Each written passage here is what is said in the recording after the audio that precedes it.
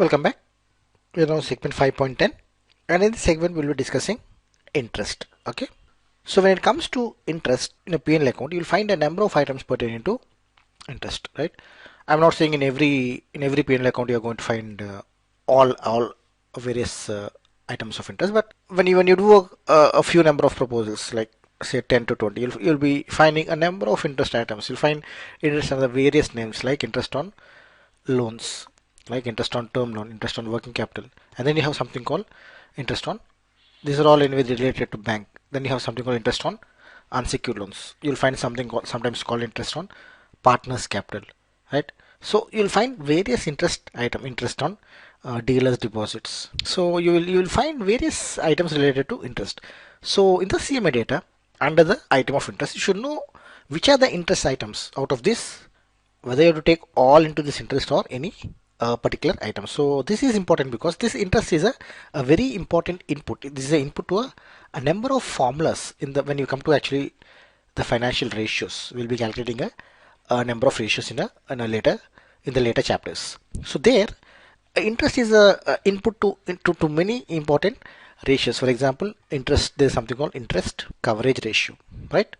There's something called DSCR. So there are many ratios, key ratios, which takes interest as an input. So if you don't classify this correctly, right, you will get the ratios incorrectly, right? And because these are very important ratios, you should take every care to ensure that the interest which are entering in the CMA data is the a correct interest. So even though you find a number of items, you should know which are the items that should go into interest. Not every interest gets into the interest on the CMA data. So let us see what are the items that we have to classify under interest. So as I told you earlier, there are a number of interest items. So in case of partnership firm, you'll find a item called interest on partners capital. Okay, interest on partners capital. Then if the firm has or a company has taken unsecured loans from directors and friends and relatives, then there'll be something called interest on unsecured loans. Say a company like Bajaj Auto has a number of dealers, so it will take some deposits from them, and maybe is going to pay interest on them. So that those dealer deposits interest will be an item in the P&L account, interest on dealer deposits.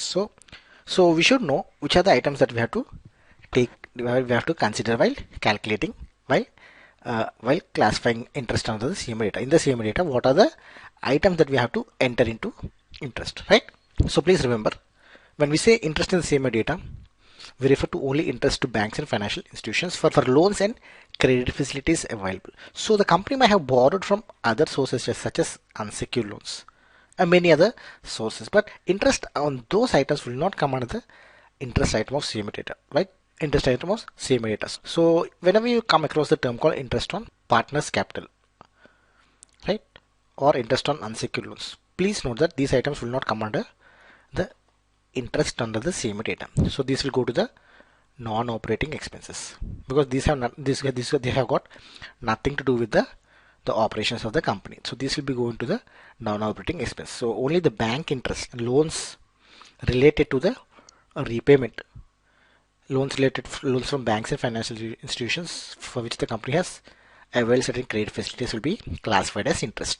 So if you recall our discussion we had in under selling general expenses, there we said there will be separate item called finance costs. So finance cost comprises of both interest and bank charges. So we discussed in that chapter on selling and general expenses, interest will be going to the interest part in the CMA, and bank charges has to go into the selling general expenses. So this we are going to see in this example of Maruti Suzuki. Here we can see that finance cost is broken down into these segments. So interest on foreign currency loans from banks, buyer's credit and export credit, deposit from dealers, contractors and others, and other borrowing costs. So in the interest under the CMA, there is a row called interest. So what are the items you have to enter? For this example, only the first two items, right?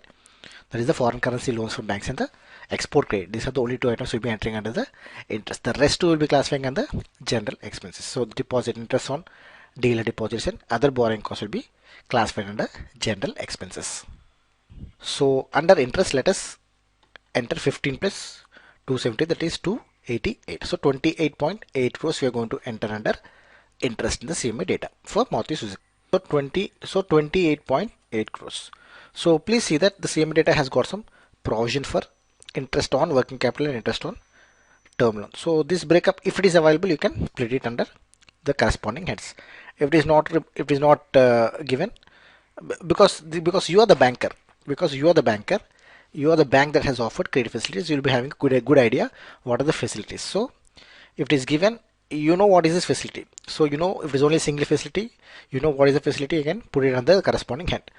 If it is a new company, you don't know what exactly is this interest, the breakup you don't know, then it's better to put it under interest under term loan, right? I mean, again, it's an option available to you. You can put it anywhere.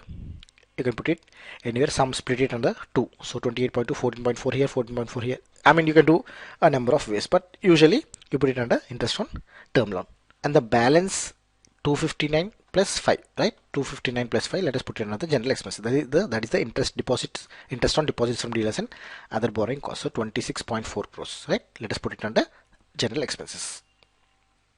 So 26.4.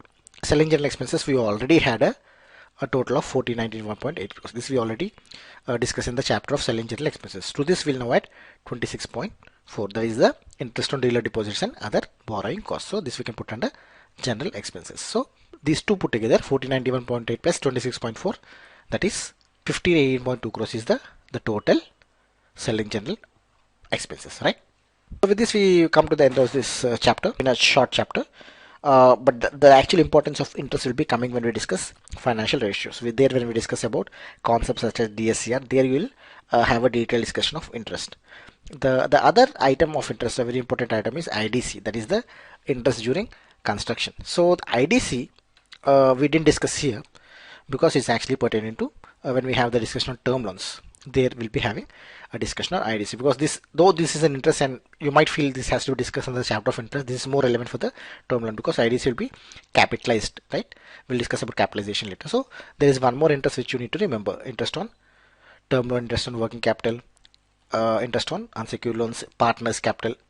So along with this interest, there is something called interest during construction, right? So this is something we'll discuss in a later chapter when we discuss some of the term loan assessment, right? So for the moment we'll close this segment, and in the next segment we will continue our discussion of the expenses under P&L account, and in the next segment we'll discuss about non-operating expenses, right? See you then.